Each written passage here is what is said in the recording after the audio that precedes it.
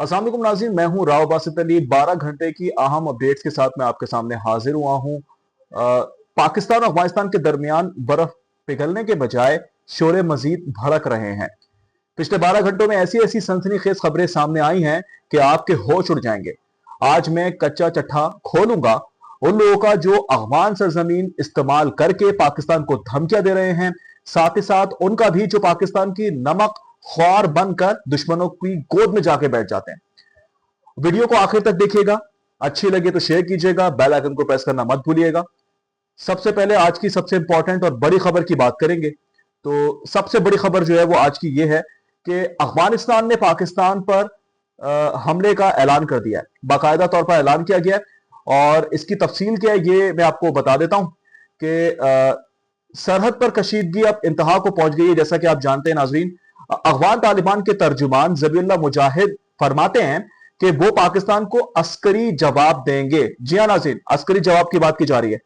जनाब, अस्करी जवाब किस चीज का देंगे? अब सवाल यह है इन दहशतगर्दों को बचाने का जिन्हें आपने पनाह दे रखी है। अब पहला सवाल तो यह है कि आप उन लोगों को बचाएंगे और पाकिस्तान के खिलाफ कार्रवाई करने की बात कर रहे हैं। ज़बीहुल्लाह क्या कह रहे हैं ये मैं आपको बताता हूं। ज़बीहुल्लाह साहब ने एक और बड़ा शोशा भी छोड़ा है। वो कहते हैं कि पाकिस्तान ने रात को स्कूल पर हमला किया और बच्चों को निशाना बनाया। अब मैं पूछना यह चाहूंगा ज़बीहुल्लाह साहब, अफगानिस्तान में कौन से ऐसे अनोखे स्कूल हैं जो रात के 12 बजे खुले रहते हैं? क्या वहां जिन्नात पढ़ते हैं? वाज़ेह नाज़रीन कि यह भी एक सफेद झूठ है। तो पाकिस्तान ने सिर्फ उन ठिकानों को निशाना बनाया है जहां से हमारे जवानों को बारहा पै दर पै हमलों का निशाना बनाया जा रहा था।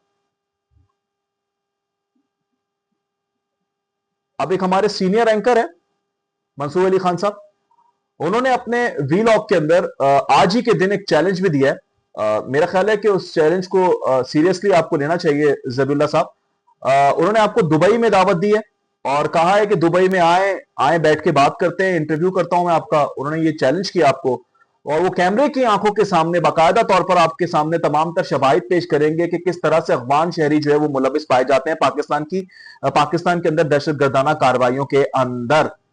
खुला ओपन चैलेंज है, आप एक्सेप्ट कर लें, आप आ जाएं, दूध का दूध पानी का पानी हो जाएगा। इसके अलावा बात करते हैं भारत के मकरू चेहरे की। 100% एक और जो मकरू चेहरा है वो एक बार फिर से भारत का बेनकाब होने जा रहा है। पाकिस्तान के दुश्मनों का गठजोड़ अब खुलकर सामने आ गया नाज़रीन। भारतीय साफी राहुल शिवशंकर ने एक तस्वीर शेयर की है जिसमें इस्लामाबाद की फैसल मस्जिद के सामने दस्ती बम दिखाया गया है और लिखा गया है कि अगला टारगेट। यानी कि आप खुली धमकी दे रहे हैं, आप सहाफी हैं या आप दहशतगर्द हैं, इस तरह से आप कार्रवाइयां करेंगे। ये वीडियो ये पिक्चर जो है बेसिकली फैसल मस्जिद और उसके सामने ग्रेनेड लेके बंदा खड़ा है। तो क्या आप धमकाना चाह रहे हैं, पाकिस्तान को बताना चाह रहे हैं कि टारगेट करेंगे इस तरह से? और आप पर सवाली निशान है कि आप सहाफी होकर इस तरह की पोस्ट कर रहे हैं। अब इसमें कितनी हकायक है ये तो आगे जाके पता चलेगा कि अब ये इसको ये ना कह दें कि ये झूठी पोस्ट है और ये एआई जनरेटेड है। हो सकता है एआई जनरेटेड, लेकिन आप नैरेटिव को जनरेट कर रहे हैं। अब ये है गठजोड़ जो कि बेनकाब हुआ है। अफगान तालिबान की आड़ में भारत पाकिस्तान की पहचान हमारी मसाजिद को निशाना बनाने के ख्वाब देख रहा है। अफसोस की बात है, ये कैसे मुसलमान हैं, आप मस्जिद पर हमले की धमकियां दे रहे हैं और आपका हैंडलर भारत बना हुआ है। अफसोस का आलम है। अच्छा, अफसोने पे सुहागा क्या है कि इसमें कुछ ऐसे पाकिस्तानी भी शामिल हैं जो कि पाकिस्तान से बाहर बैठकर पाकिस्तान के खिलाफ हर उस प्रोपेगेंडे का हिस्सा बन जाते हैं जो पाकिस्तान के खिलाफ होता है, आपके इदारों के खिलाफ होता है। अब इसमें एक आदिल राजा साहब बड़े मशहूर हैं, यूट्यूबर है। इनका एक नया रूप सामने आया है, उसके बारे में भी थोड़ी सी बात कर लेते हैं।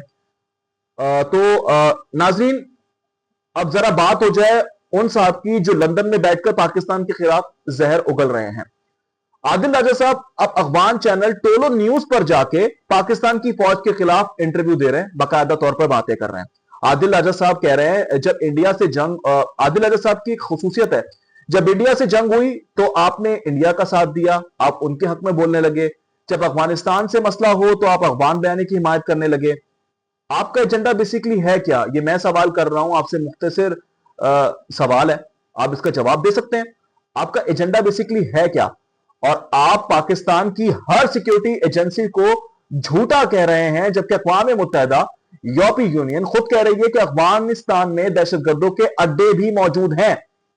क्या आप आपको वो रिपोर्ट्स नजर नहीं आती? अच्छा, अब ये आदिल राजा साहब जो हैं, ये वो हैं जो कि पाकिस्तान में एक जाने मानी पार्टी पीटीआई को सपोर्ट करते रहे हैं और साथ ही साथ एक नैरेटिव जनरेट करते रहे। अब मसला ये नहीं है कि किसको सपोर्ट करते रहे, किसको सपोर्ट नहीं करते। आप ये देखिए इनकी जहनी कैफियत कैसी है कि हमेशा भारत के साथ जंग हुई तो इन्होंने भारत के नैरेटिव को सपोर्ट करना शुरू कर दिया। अफगानिस्तान के साथ मसला क्रिएट हुआ तो अफगानिस्तान के चैनल पर बैठकर या अफगानिस्तान के नैरेटिव को प्रमोट करना शुरू कर दिया, पाकिस्तान के खिलाफ हर्षा सुराई शुरू कर दी। बड़ा सवाल है, आप समझ से बाहर हैं, आप किस जहनियत के मालिक हैं। अब इसके अलावा बात कर लेते हैं, इसी से जुड़ी हुई एक अफसोसनाक खबर भी सामने आई है। इस पर तो मेरा दिल भी जो है वो खून के आंसू रोने लगा है। बन्नू में 3 सगे भाई, उनकी लाशें मिली हैं। जी हाँ, 3 सगे भाइयों की लाशें मिली हैं। ये तीनों कोई आम नहीं, ये पुलिस और सरकारी महकमों में मुलाजिम थे। दहशतगर्दों ने इन्हें पहले अगवा किया और बेदर्दी से शहीद कर दिया। अब इन यतीम होने वाले बच्चों को जवाब कौन देगा? और जबीउल्लाह मुजाहिद कहते हैं कि दहशतगर्द पाकिस्तान के अंदर मौजूद है। अगर अंदर हैं तो इन्हें असलहा और सपोर्ट कहां से मिल रही है? यह भी तो एक सवाल है। क्या बॉर्डर के जरिए चीजें नहीं हो रही थी, जिसे पाकिस्तान ने रिस्ट्रिक्ट किया और बॉन्ड किया कि बॉर्डर से इस तरह की किसी किस्म की गैर कानूनी जो है नकलो हरकत वो ना होने पाए? अच्छा जी, ये तो हो गई अफगानिस्तान पाकिस्तान की कशीदगी की सूरत हाल की बात। अब बात कर लेते हैं कुछ पंजाब हुकूमत की। तो पंजाब हुकूमत की मैं इसको अयाशियां कहूं या क्या कहूं, मुल्क जो है वो इस वक्त अभी तरक्की की राह पर गामजन है बकौल पंजाब हुकूमत के और जो हमारी हुकूमत है उनके। लेकिन जो है वो कर्जे बढ़ते जा रहे हैं और आवाम का जो है इस्तेहसाल वो नजर आ रहा है मुसलसल। पंजाब डेवलप होता वो दावा करते हैं और लाहौर डेवलपमेंट नजर भी आ रही है, लेकिन कराची सिंध की बात की जाए तो यहाँ पे तो काम होने का नाम ही नहीं ले रहा। अब हम बात कर लेते हैं इनकी शाह खर्चियों की। आप कहते हैं आपके पास पैसा नहीं है, फजूल खर्चियां कम से कम करें। अब अवाम के जख्मों पर नमक छिड़कने के मुतरादिफ है ये बात, हुकूमत को समझनी पड़ेगी। एक तरफ मरियम नवाज साहिबा हमारी वज़ीर आला पंजाब, कौम की मां, कौम की बेटी, सबकी मां, सबकी बेटी, ये कहती हैं कि पेट्रोल महंगा है तो ई बाइक्स की तरफ आए, ई बाइक्स चलाएं, गरीब अवाम साइकिलों पर आ जाएं। लेकिन इसके बरक्स दूसरी तरफ अगर हम देखें तो पंजाब हुकूमत ने अपने वुजरा ब्यूरोक्रेसी के लिए जो 1 अरब और तकरीबन 14 करोड़ रुपए की 108 नई गाड़ियां खरीदने का हुक्म भी सादर कर दिया। जी हां नाजरीन, 108 नई गाड़ियां आएंगी। ये कोई इलेक्ट्रिक गाड़ियां नहीं होंगी, ये कोई इलेक्ट्रिक बाइक्स नहीं है, ये डीजल, और इसमें बड़े बड़े नाम है, इनके नाम भी मैं आपके सामने रख देता हूं। इनमें land cruiser, Fortuner, bullet proof गाड़ियां भी शामिल हैं और 2 खवातीन के ऊपर नवाजिशें हैं, वो स्पेशली तौर पर उनकी वुजरा हैं, तो उनके लिए 8 करोड़ की गाड़ियां ली जा रही हैं। हैरानी है, ये कैसा मुल्क है? यहाँ महंगाई का तूफान है। आप कहते हैं कि मुल्क में जो है वो खाने को नहीं है, मुल्क को हम बड़ी मुश्किल से बचा रहे हैं, कोशिश कर रहे हैं खर्चे जो है वो कम से कम किए जाए, महदूद किए जाएं। तो ये किस किस्म के खर्चे हैं? ये कौन सी शाह खर्ची हैं?